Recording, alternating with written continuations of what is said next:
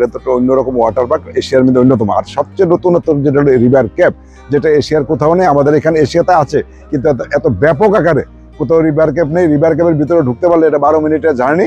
ওই রিভার ক্যাপের ভিতরে যখন প্রবেশ করবেন তখন সারা পৃথিবীর যে আশ্চর্যতম যে স্থানগুলো আসে সেগুলো দেখতে, পাশাপাশি আমাদের দেশের বিশেষ করে আমাদের পার্বত্য চট্টগ্রাম, রাঙামাটি, বান্দরবন, তাদের যে জীবনযাপনের মান, তাদের যে চলাফেরা, এগুলো কিন্তু এখানে ফুটিয়ে তোলা হচ্ছে।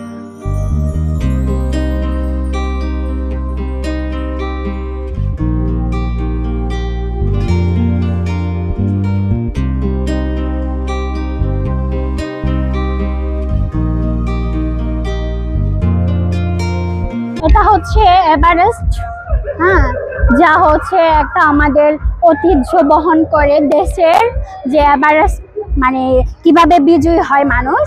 এটা অনেকটা সুন্দর, নিচে হচ্ছে পানির মতো করে আছে, দেখেন পানিটা অনেকটা সুন্দর, আর একটা সাঁকুর মতো করে দিছে, যে অনেকটা সুন্দর সাঁকুটা। আর চলেন আপনারা একটু দেখে আসেন, আমাদের সাথে উপভোগ করেন। আর এটা হচ্ছে অবশ্য অনেকটা মানে প্রাকৃতিকের মতো করে, কৃত্রিম করে প্রাকৃতির মতো করে তুলছে, অসংখ্য সুন্দর লাগছে আমার কাছে। দেখেন এই যে অনেকটাই সুন্দর, এই দেখেন আমাদের মানে ফুলগুলো অনেকটা, আমি অবশ্যই ফুল ভালোবাসি, আপনারা ভালোবাসেন কিনা জানি না, অবশ্যই ফুল ভালোবাসি না যে এমন কোনো মানুষ নাই পৃথিবীতে। মানে ফুলের সৌন্দর্য অনেক অনেক সুন্দর মনোরম দৃশ্য আসে এখানে। আর আমরা অবশ্যই স্পিড বোর্ডেও চড়ছি, স্পিড বোর্ডে প্রত্যেকজনের থেকে 130 টাকা করে টিকিট নেওয়া হয়।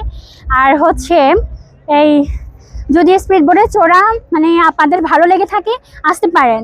আর হচ্ছে এখানে স্যাটেলাইট আছে আমাদের, হ্যাঁ, প্রদর্শন করার মতো, যে দেখেন একমাত্র এই পার্কে আছে স্যাটেলাইট, যা আমরা অনেকটাই মানে আগে হয়তো দেখেছি, মানে শুনেছি, কিন্তু বাস্তবে দেখা হয়নি।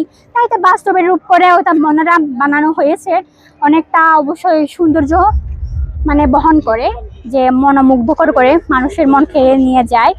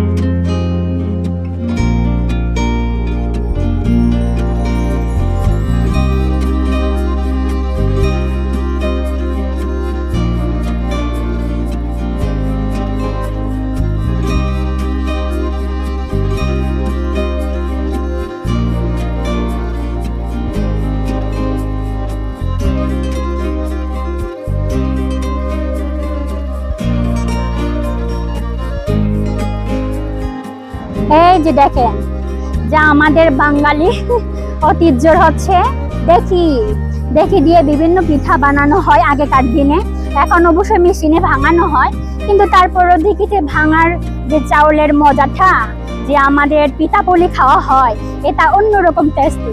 সুতরাং আপনারা যদি দেখতে আসতে চান তাহলে আসবেন, উপভোগ করবেন আমাদের এই ড্রিম হলিডে পার্কটা।